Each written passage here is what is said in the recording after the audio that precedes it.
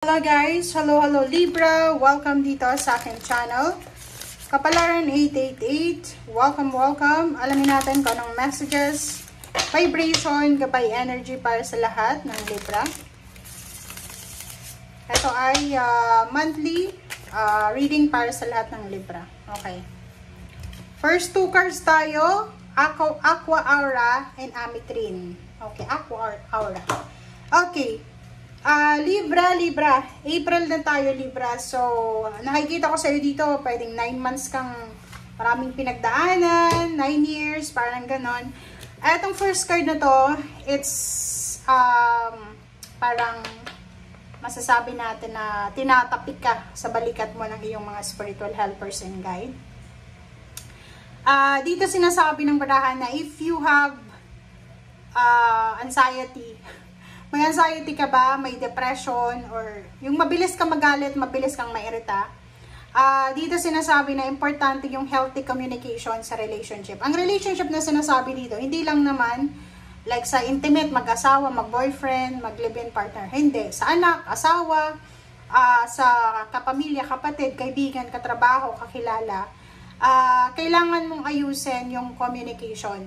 Okay? Sinasabi na heart-to-heart discussion and clear, assertive communication help you understand and be understood. So, napaka-importante na ipaliwanag natin yung side natin, pakinggan natin yung side ng ibang tao, no judgment, no pressure, yung parang ganon na sitwasyon, ang gagawin natin this April. Okay? Basta ano lang, clear communication, yun yung kailangan mo this April. Wag, para maiwasan yung misunderstanding, 'di ba? Pag halimbawa, may hindi ka maintindihan, magtanong ka, hindi ka naman sumisigaw kasi Libra ka eh. Yung Libra, may lumanay sila magsalita. Hindi ko alam kung may kaaway yung Libra, pero minsan na may misunderstood din. Ametrine, wow. Dito sinasabi Libra na aside from emotion, feelings, kailangan mong balansehin yung masculine and feminine energies mo for the month of April. Dito sinasabi na hayaan mo yung feminine side mo na maging feminine para ma-inspire ka, and hayaan mo yung masculine side mo para bigyan ka ng confidence. So, yun ang maganda na dapat mong gawin. Okay, so magtanong ka muna bago natin ilabas tong baraha. Ano ba ang tanong mo for the month of April, Libra?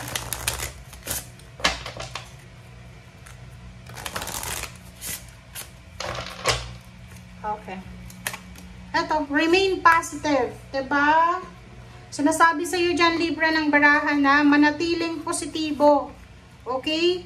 Kahit maraming negative sa paligid, maraming mga bagay-bagay na hindi mo maintindihan, manatili tayong positibo. Okay? Manatili tayong positibo. Okay. Okay, kunin natin yung energy dito sa third deck mo.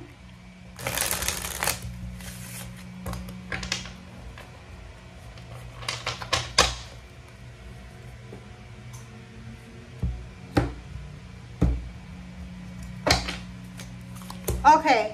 Five of Earth.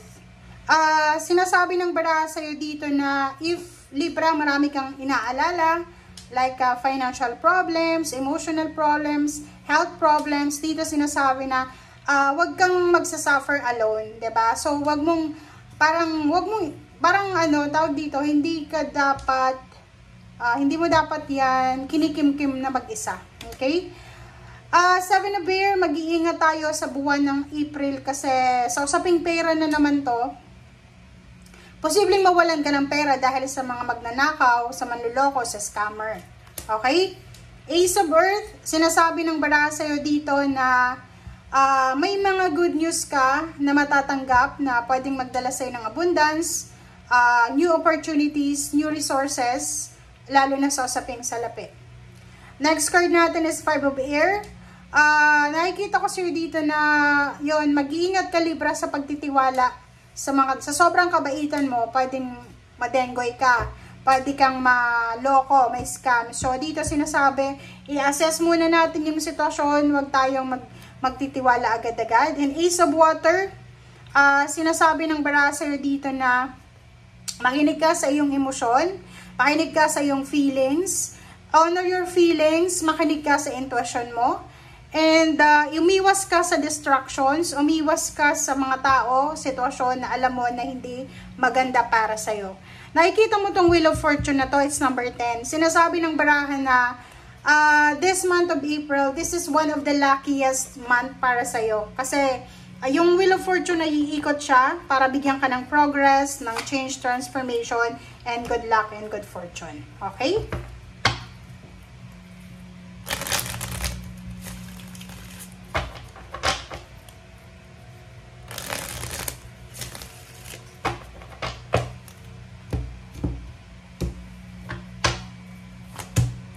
Okay, next card is Ten of Pentacles. Wow! Libra.